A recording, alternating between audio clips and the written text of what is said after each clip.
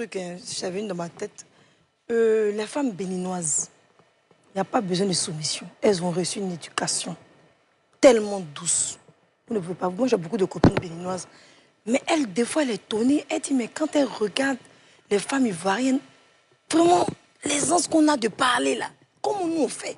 Et puis on publie, on parle, on n'a pas honte. Parce que quand tu vois tout ce qui se passe sur les réseaux, c'est les Ivoiriens, il y a les Camerounais, nous deux là, et puis bon, Congolais vient s'ajouter là, c'est gâté. Mais les Béninois sont très... Réservés. Elles sont très, je sais pas comment on peut pas dire. Oui, réservées, pudiques.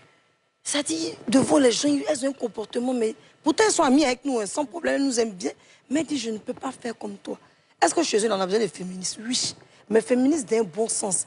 Féministes où on ne rentre pas dans le foyer, mais on s'occupe des vrais problèmes des femmes battues. En fait, c'est pas... Mais ici, la femme me dit, on dit 10. Non, féministe,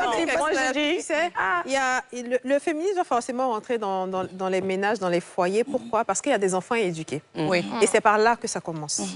Si tu n'apprends pas à ton garçon à laver la douche, faire le lit, desservir la table, faire la vaisselle, etc., c'est pas quand il sera adulte, homme, qui va le faire. Et dans son mariage, il va dire, chez moi, c'est les femmes qui faisaient la vaisselle, donc c'est toi qui vas faire la vaisselle. Moi, je ne fais pas ça. Donc, ça part de l'éducation. Et c'est obligé de rentrer dans le mariage, malheureusement. Parce que c'est là que les enfants grandissent. Et c'est là qu'ils deviennent, qu'ils prennent les valeurs, etc. Donc, tu es obligé d'éduquer ton enfant. Par exemple, l'éducation genrée, aujourd'hui, ce n'est plus vraiment ce qu'il faut. Pourquoi? Parce que avant, c'était les filles à la cuisine, les hommes au foot, les garçons au foot ou en train de jouer au Lego ou quoi que ce soit. Maintenant, on dit, quand c'est le matin, le samedi, toi, tu vas faire la vaisselle, toi, tu vas balayer, toi, tu vas faire ci et ça. Tu vois, les tâches sont départagées. Cet homme-là, non seulement, ça va servir à lui-même en tant qu'homme, parce que quand il ne sera pas marié, il n'aura pas de paresse à faire les tâches de la maison. Et quand il sera marié, il ne va pas se sentir émasculé, que sa femme lui dit « aide-moi à faire ceci ou cela ». Ça sera naturel chez lui. Donc, forcément, c'est obligé de rentrer dans le mariage. C'est pour ça que j'ai dit que tu dois être ministre de l'Éducation. Plus tard, dans 5 ans, 10 ans, dis ce que tu dis est vrai. Mais malheureusement, en Afrique, c'est dans les familles où il n'y a pas l'argent, où on est un peu pauvre.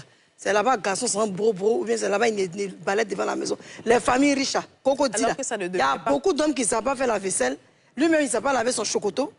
Il ne sait pas que les cols sont sales, il faut envoyer au pressing. Tu rentres dans sa chambre, il a jeté caleçon ici.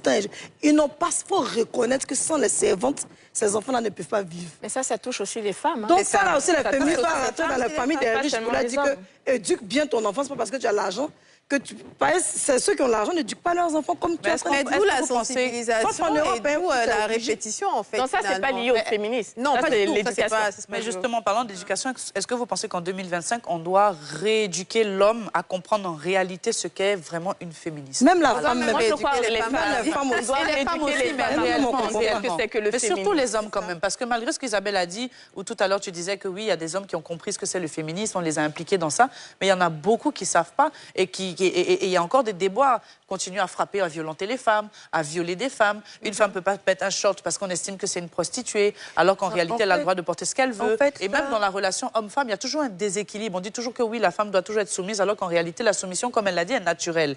Donc est-ce qu'il ne faut pas rééduquer l'homme à la fin? Un homme qui est pervers, qui est violent, qui est agressif, son problème, ce n'est pas le féminisme. En tout cas. Son problème, c'est peut-être ces traumas qu'il a vécu dans son enfance.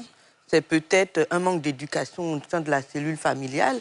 C'est peut-être des frustrations qu'il est en train d'exprimer parce qu'il n'est pas à l'aise avec la situation dans